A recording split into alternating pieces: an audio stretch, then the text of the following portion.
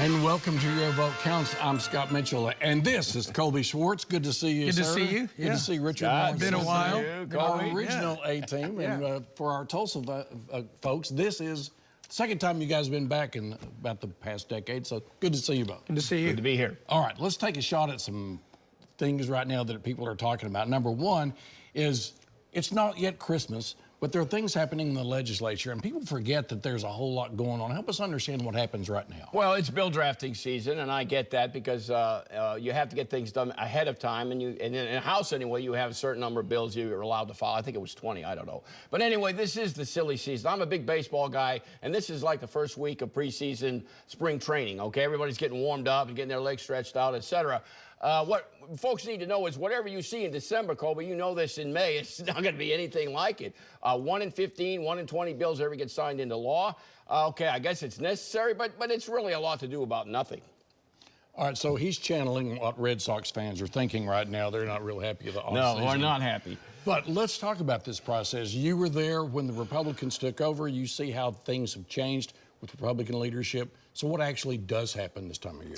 Well, I mean, you know, it's not just the legislators that are involved. It's also the staff, right? I mean, and Richard knows this. The staff is critical in drafting bills. This week started that process. And to have bills ready to go in February when session starts, you've got to have all these deadlines to the process. So that's what's happening.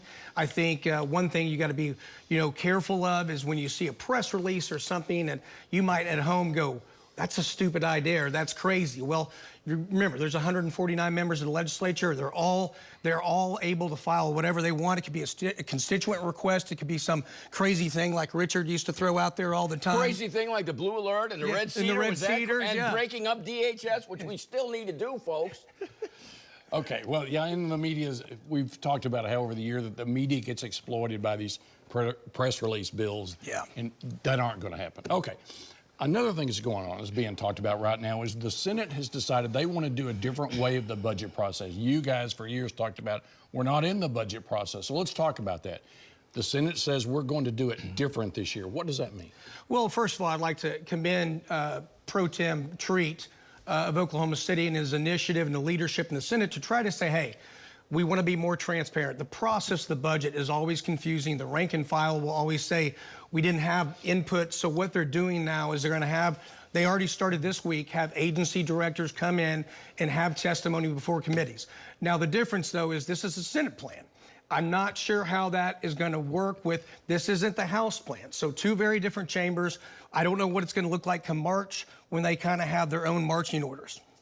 Well, Henny Penny, is the sky falling, or is there going to be transparency? There's not going to be transparency. You know, Democrats haven't been in charge for, I don't know, what now? Decade, 2 decades, 3 decades, I don't know. But back in the bad old days, believe it or not, Colby and Scott, there were like 50 members of the Appropriations Committee. What I mean by that is the rank and file had participation into the budget process. But the final analysis is this. Only a few selected people are going to be involved in the process at the end, okay?